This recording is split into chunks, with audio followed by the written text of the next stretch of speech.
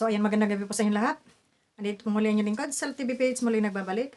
At mabigyan lang tayo ng kaunting reaksyon doon sa napanood natin kanina bago tayo pumasok sa trabaho. Napanood natin yung reaksyon ni Kuya July patungkol dito kay Hasa. Di ba? So, shoutout muna sa ating kalingap, sa Team Strikers. Shoutout sa inyo lahat. Ayan. Pakinggan nga natin ito. Sana malakas yung ating audio dito, no? Sumunod ako ng sumunod sa notes na hindi na ako gumalat kasi nireach out po ako ni Kuya Mel bilang respeto. Mm. Kapatid o magulang ko si Kuya Mel, inagalang ko po siya. Mm. Sabi niya, itigil mo muna ang pagkukuntit at pag-ano kay Nicoy. Iba ka na okay po. Pero ayaw ako tagtanan. Nakita mo sa mga live streaming nila. Hindi ako ang... Diba? Oh. Hindi ako ang target pero ako ang topic doon. Na malaki daw ang pagkanasa mo kay Nicoy.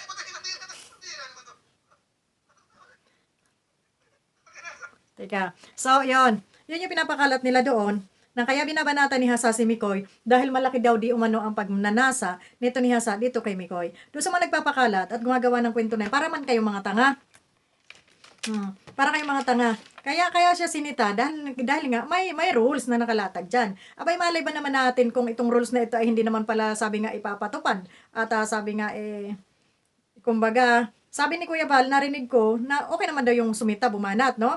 Pero yung isang beses na sinaway, ay ano na daw naman yon. Kumbaga, okay na yon. Kaso, ang nangyari, ay inaraw-araw. Kumbaga, kada topic siguro ni Hasa, ay si Miko yung natatapik. Bakit kasi nga natatapik? Kasi nga, instead na yung nasa kabilang kampo na sinaway dapat, ay nanahimik, ay hindi rin at nagbula-bula din ang mga bibig, lalo na nung kanya mga nangingilan-gilang supporters doon ng mga thunders na ng mga bigatla pa. So, yun ang nakadala ng trigger. Tapos kaya inaraw-araw din sila ni Hasa. 'Di ba? At dapat dito kay Mikoy nung mga panahon na yun, hindi rin siya nakisali sa comment section at nagbitaw pa ng hindi magandang salita kung siya man ay pinuna sana. Dapat sinabi niya ay pasensya na po kasi mali pala yung aking ginawa o ganito, may paliwanag. Ako po ay nagpaalam kasi ganun ganito. So hindi yung manlalaban pa kaya lumalaki ang gulo kasi maaangas din. Maaangas. Akala mo kung mukhay sikat na sila, ay hindi na sila pwedeng sitahin, hindi na pwede silang reaksyonan. Aba, ay narito po kayo sa loob ng kalingap. Kaya masisita at masisita kayo dahil may rules diyan na nakalatag, ano? So, ayun, at papakalat nyo pa na si Hasa ay may pagnanasa. Di ba nakakapikon? Kaya hindi natin mas sisi yung tao kung pagmumurahin talaga kayo dyan. Dahil mga bastos din naman kayo talaga. Mga balahura din kayo. Mm.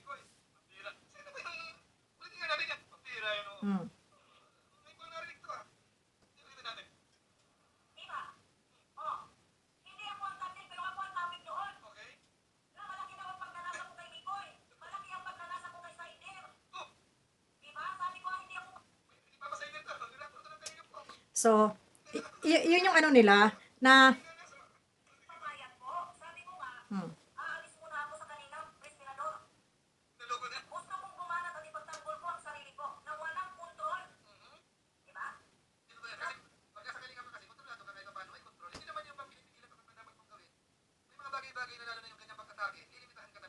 oh, totoo naman yun, totoo naman. Ibig kong sabihin, hindi naman nagpaalam pala to si ano, hindi naman pala nagpaalam si Hasa. Kumbaga nagsabi lang, naaalis muna ako para makabanat ako sa kanila. No? Tapos ang kaisang-kay naman, aalis ka sa kalingap para ikaw sasama doon sa mga anti-kalingap.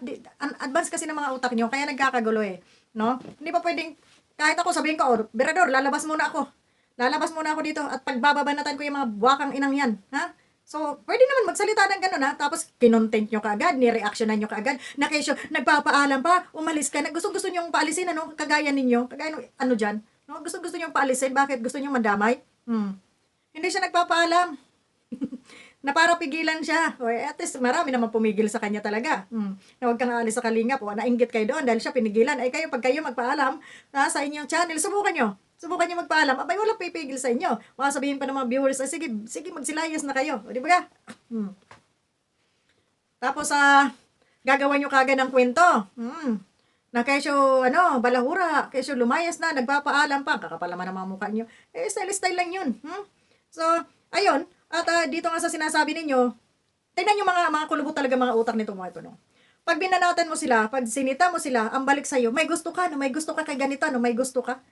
Ano nangyari naman yung nagkagusto, binanatan na nga, may gusto pa. Sabihin, nagpapapansin lang yan. Hindi sila nagpapapansin yan. May mga mali talaga sila. Kaya sila ay nasita. Ngayon, wag niyong i-twist yung pagkakamali na gagawin niyo, ay, nagpapansin lang yan. Ay, ano yan, may gusto yan. Mga siraulo ba kayo? Ha? O, di ba? Kagaya nung isang abnormal dyan na lagi nakakabit yung pangalan ko doon kay Pedrong, kay Pedring, kay Pedring, di ba? Sabihin sa LTV, jowa ni Federico, putang ina, sino bang nag-hotel? Ha? Sino bang magkasama sa hotel magdamag? Di ba kayo? Tapos ako ngayon sasabihin mo, jowa ni Federico. Where is the proof? Di ba? So, ayun. At dito sa mga naniniwala dito, lalo-lalo na dito sa naniniwala kay Sangkay, na mga kasinungalingan, gawa-gawa ng kwento, tanong ko lang, what satisfaction do you get? Ano ba yung tawag doon? Ano yung nakuha nyo? Kayo ba'y gumanda? Kayo ba'y tumalino? O nauto lang kayo? Kasi lahat ng pinagsasabi ng mga yan, puro kasinungalingan, puro kasiraan. Gaya na sinasabi nila, ulitin ko. Sinasabi nilang kami ay mga balahura, balahura, balahura. Nagmumura, palamura, palamura. Hindi nga sila palamura. Hindi sila palamura, pero ano naman ginagawa nila? Di ba? Andyan yung mapanira. Kagaya niya nila, yan. Nung mga nandyan sa labas, hindi sila nagmumura, pero andun yung kanilang gawaing mapanira sa kapwa. So, alin ang mas makasalanan dito? Yung mapanira ka o yung nagmumura ka doon sa mga taong mapanira? So, at I think mas maraming kasalanan yung mapanira. Na kahit walang katotohanan, halas ngaw-ngaw, masiraan lang yung kanyang kapwa. Di ba? So, ayun. Huwag kayo masyadong mapanira sa inyong kapwa para hindi naman masyadong nakakahiya. O, banat kayo ng banat, mga balahura, mga palamura. So, tapos kayo naman pala ay mga mas masahol pa. Mapanira, mapaggawa ng kwento, mapaggawa ng kasiraan ng kapwa.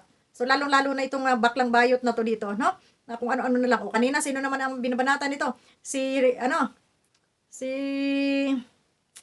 ba yan nagbablog kay,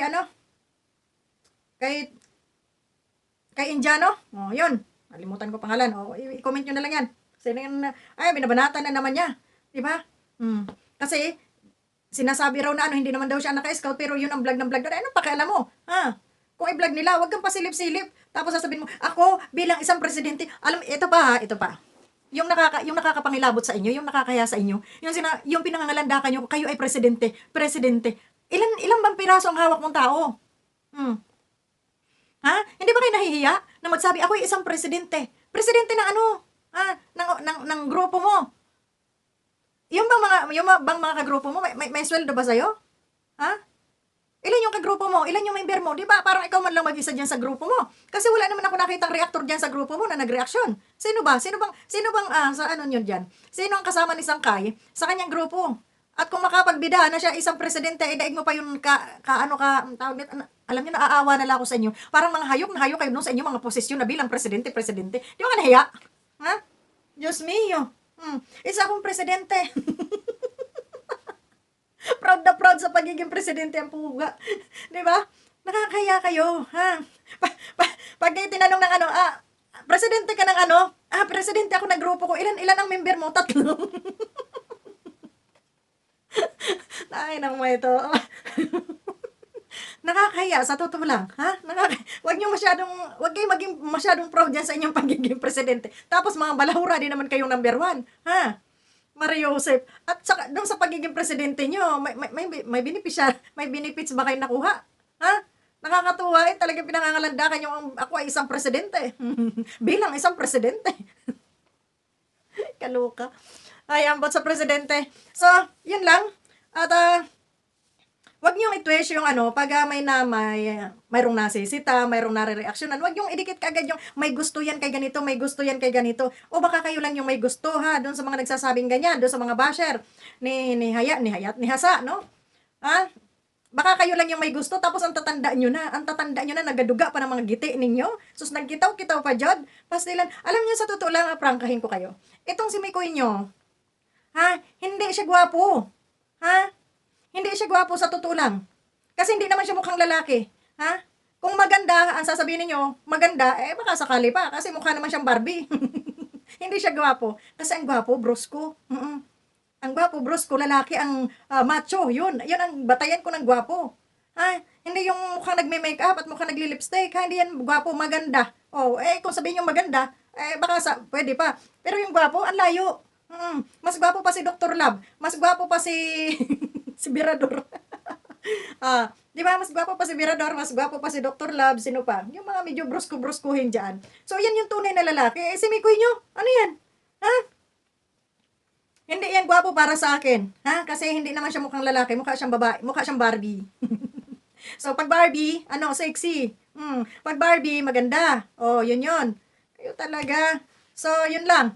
At siguro naman sa edad ni Hasa, ha? Siguro kung pipili naman yan ng lalaki, yung mukhang lalaki talaga, hindi yung mukhang Barbie, ha? O, hindi ako nanlait dyan, ha? Mukha siyang, totoo naman eh, mukhang Barbie. O, anong gagawin nyo? Sa'yo ng tingin ko. Oh, di ba? So, ang mga gwapo sa paningin ko, yung lalaki, yung marunong magbuhat ng bigas, ha? Yung may muscle, ha? Pero pag mga mukhang kagandahan, ay hindi yan lalaki sa akin paningin. Hindi yan hindi gwapo yan. Kayo lang nagagwapuhan, hindi man gwapo yan. Oh, ang mga gwapo yung kagaya nila RP Max Vlog, Kuya Julay, yan mga gwapo kasi mga lalaki. Eh pero yung magpaganon-ganon ng buhok, yung magpaganon-ganon ng buhok, hindi yan gwapo, ha? Mm. 'Di ba? So yun ang pag mali ay yun yung pagkakaiba natin, ano? Kung gwapo ang pag-usapan, ayan, pwede si Edo, si Kalingap Dan, ayan, kasi mga makikita mo mga lalaki talaga, malalaki ang no? Yan, ang magwapo. Pero yung si Mikoy nyo, Diyos mio, Marimar, eh mukhang make-up kit ang bit-bit niyan eh. Diba? Tapos sasabihin nyo, ang laki ng pagnanasa ni Hasa. Ang laki ng, ay naku, ewan ko sa inyo, yun lang. So, yun lang, bye-bye sa inyo. Bukas tayo magbanatan ha. At gabi na. Ay nako, bye-bye.